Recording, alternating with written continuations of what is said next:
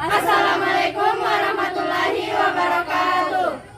Perkenalkan, kami dari Istiqas Pandrita Husada Bulukumba dengan prodi jurusan D3 Analis Kesehatan. Kami dari kelas A akan membawakan materi dengan judul asam nukleat.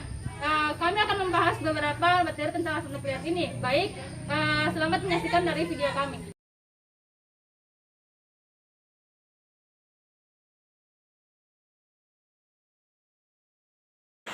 Bismillahirrahmanirrahim. Perkenalkan, nama saya Anis Maranda alias Samit, NIM E20 05007.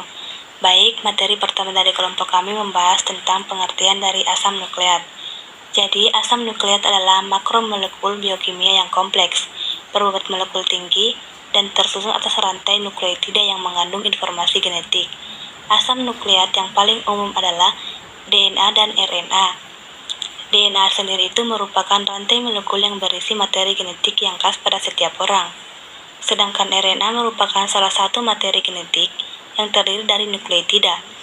Di dalam tubuh manusia, RNA berperan sebagai pembawa informasi genetik dan menerjemahkannya dalam sintesis berbagai macam protein. Asam nukleat ditemukan pada semua sel hidup, serta pada virus. Keberadaan asam nukleat umumnya di dalam inti atau nukleus sel. Asam nukleat merupakan biopolimer dan monomer penyusunnya adalah nukleotida. Asam nukleat merupakan polinukleotida, yakni polimer yang satu penyusunnya ialah nukleotida. Nukleotida terdiri atas 3 komponen, yakni basa nitrogen, pentosa atau gula berkarbon 5, dan gugus fosfat. Ada 2 golongan basa nitrogen, yakni yang pertama pirimidin yang terdiri atas tamin atau dengan simbol T, sitosin atau S, dan urasil atau U. Yang kedua itu ada purin. Purin sendiri itu terbagi menjadi 2, yakni adenin dengan simbol A dan guanin dengan simbol G. Perkenalkan, nama saya Ainul Fira. Di sini saya akan menjelaskan tentang fungsi asam nukleat, di mana yang pertama menyimpan informasi genetik, yang kedua menggunakan informasi genetik, yang ketiga membentukkan protein dalam sel, yang keempat mengaktifkan asam amino, yang kelima mengarahkan proses sintesis protein, yang keenam mengambil pesan genetik dari RNA.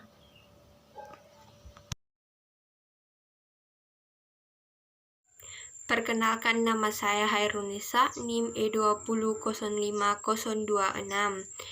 Baik, materi selanjutnya yaitu jenis-jenis asam nukleat. Ada 2 jenis asam nukleat. Yang pertama yaitu asam deoksiribonukleat atau DNA, merupakan asam nukleat yang berisi instruksi genetik yang digunakan dalam pengembangan dan fungsi dari semua organisme hidup.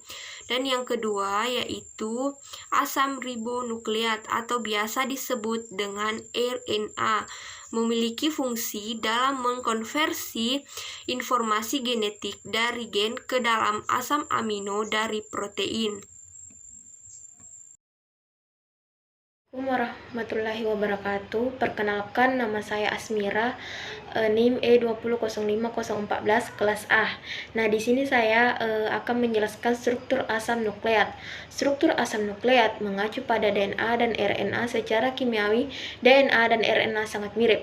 Yang pertama yaitu struktur primer terdiri dari urutan linear nukleorida yang dihubungkan bersama oleh ikatan fosfor diester. Struktur primer ada 3 komponen. Yang pertama basa nitrogen, yang kedua itu gula 5 karbon yang disebut deoksiribosa ditemukan dalam DNA, dan fibosa ditemukan dalam RNA. Yang ketiga yaitu 1 atau lebih gugus fosfat. Baiklah, itu yang sempat saya sampaikan. Sekian dan terima kasih. Wassalamualaikum warahmatullahi wabarakatuh. Baiklah, langsung saja. Di sini saya akan melanjutkan materi yang telah dibawakan oleh teman saya. Materi saya yaitu struktur asam nukleat. Struktur kuartemer asam nukleat mirip dengan struktur protein kuartemer.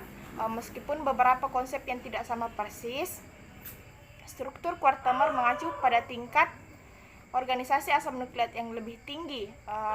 Selain itu juga, faktor ini mengacu pada interaksi asam nukleat dengan molekul lain. Bentuk organisasi asam nukleat lebih tinggi dan paling sering terlihat dalam bentuk kromatin yang mengarah pada interaksinya dengan histoprotein kecil. Dan struktur kuartemer mengacu pada interaksi antara unit RNA terpisah di ribosom atau spikeosom. Mungkin itulah materi yang sempat saya bawakan. Hai, nama saya Andini Rahayu Putri, NIM E2005011.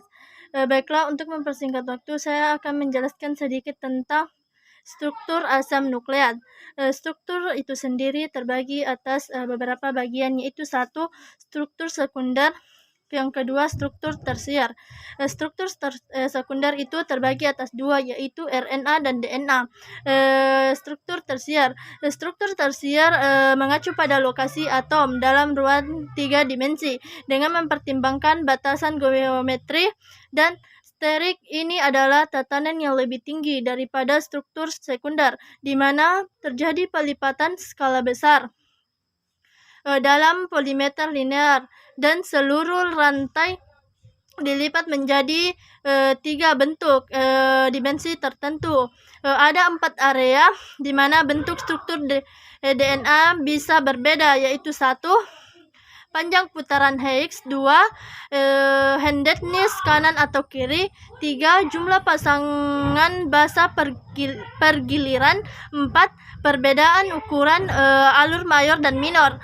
Susunan tersier dari Higgs ganda DNA di luar angkasa meliputi B DNA dan Z DNA. Itulah yang sempat saya sampaikan. Lebih dan kurangnya mohon dimaafkan. Assalamualaikum warahmatullahi wabarakatuh.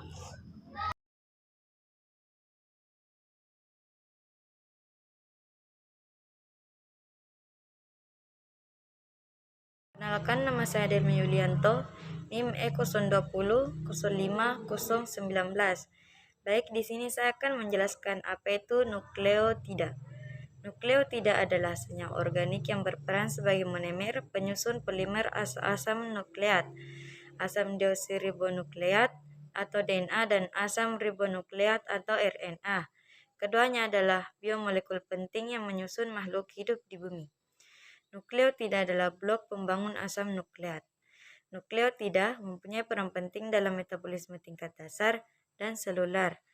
Nukleotida mengandung energi kimia dalam bentuk nukleotida trifosfat atau adenosin trifosfat (ATP), guanosin trifosfat (GTP), sitosin trifosfat (CTG), dan urasil trifosfat (UTP.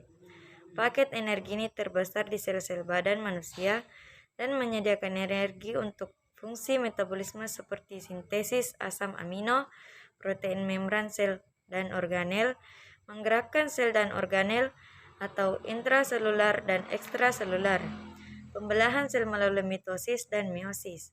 Selain itu, nukleotida juga berpartisipasi dalam transduksi sinyal seluler atau melalui siklis guanosin monofosfat CGMP dan siklis adenosin monofosfat CAMP.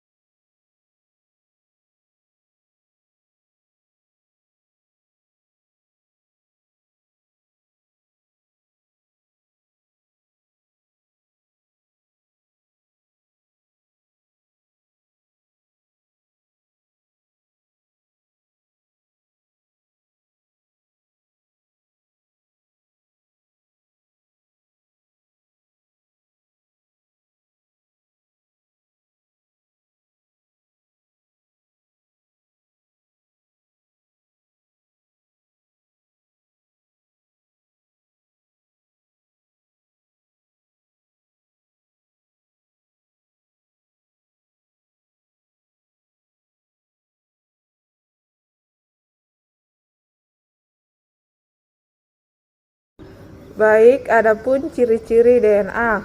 1. Berpita rangkap terpilin. 2. Berjalan antiparalel atau polaritas 3 dan 5. Yang ketiga, pita rangkap karena berpasangan basa nitrogen AT dan GC. Yang keempat, pasangan basa seperti anak tangga. Dan yang kelima, gula dan fosfat sebagai ibu tangga. Adapun cara duplikasi DNA. Yang pertama, replikasi konservatif.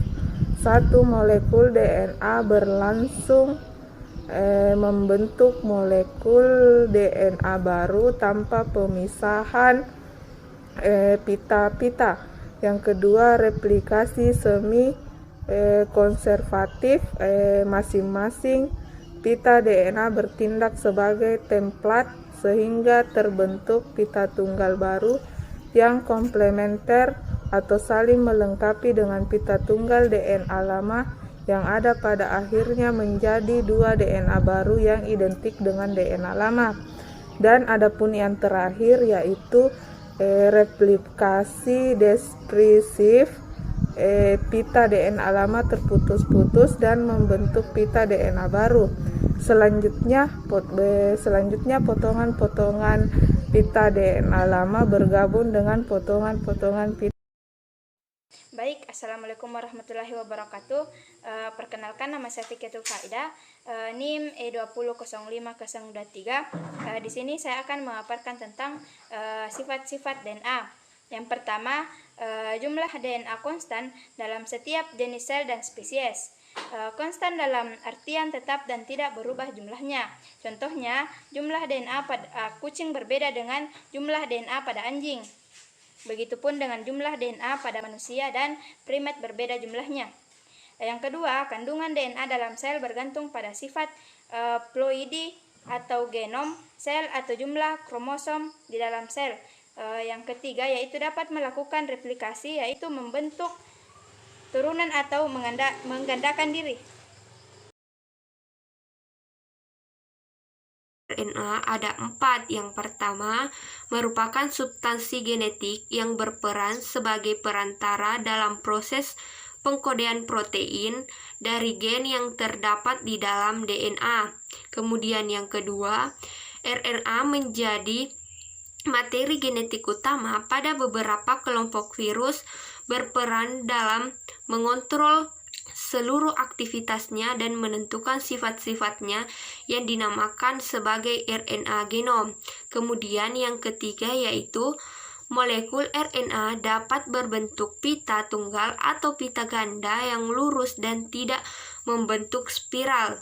Dan yang terakhir yaitu yang keempat, RNA terdiri dari rantai poliribonukleotida yang basa-basanya ini biasanya adalah adenin, guanin, urasil, dan sitosin. Saya akan menjelaskan fungsi RNA. Yang pertama, sebagai penyimpan informasi genetik. Sebagaimana penyimpanan informasi genetik DNA pada organisme hidup. Yang kedua, sebagai enzim yang dapat mengkalis formasi RNA-nya sendiri. Yang ketiga yaitu sebagai pembawa bahan genetik. Yang keempat, menerima informasi dari DNA. Proses ini dinamakan transkripsi dan berlangsung dalam sel. Selanjutnya yaitu fungsi DNA. Terbagi menjadi 3 fungsi. Yang pertama, fungsi DNA sebagai bahan warisan sel DNA atau asam deoksiribonukleat merupakan bahan yang dapat diwariskan pada semua sel DNA. Yang kedua, fungsi DNA dalam mengendalikan aktivitas sel DNA. Dalam mengendalikan aktivitas sel dilakukan dengan menentukan sintesis enzim pada protein lain. Yang ketiga, fungsi DNA sebagai kumpulan unit informasi gen yang merupakan fragmen-fragmen fungsional pada DNA. Berfungsi untuk menentukan rangkaian asam amino suatu protein. Banyak gen, baik itu ribuan hingga jutaan gen yang berlebihan, dibutuhkan untuk membuat seluruh protein yang penting di dalam sel. Struktur RNA. Molekul RNA mempunyai bentuk yang berbeda dengan DNA. RNA memiliki bentuk pita tunggal dan tidak berfilin. Tiap pita RNA merupakan polinukleotida yang tersusun atas banyak ribonukleotida. Tiap ribonukleotida tersusun atas gula hemir ribosa, basa nitrogen, dan asam fosfat. Basa nitrogen RNA juga dibedakan menjadi basa purin dan basa pirimidin. Basa purinnya sama dengan DNA tersusun atas adenin A dan guanin G. Sedangkan basa pirimidinnya berbeda dengan DNA yaitu tersusun atas sitosin C dan urasil U. Jadi kesimpulannya yaitu asam nukleat adalah senyawa polimer yang menyimpan semua informasi genetik, yaitu seperangkat atau karakteristik aktual dan potensial yang diterima oleh suatu organisme dari generasi sebelumnya untuk kemudian diwariskan ke generasi berikutnya. Asam nukleat sendiri itu terbagi menjadi dua, yaitu DNA dan RNA. Sedangkan fungsi asam nukleat itu yaitu menyimpan, mentransmisi, dan mentranslasi informasi genetik. Itulah beberapa materi yang sempat kelompok kami bawakan. Lebih dan kurangnya mohon dimaafkan. Wabillahi taufiq wal hidayah. Wassalamualaikum warahmatullahi wabarakatuh.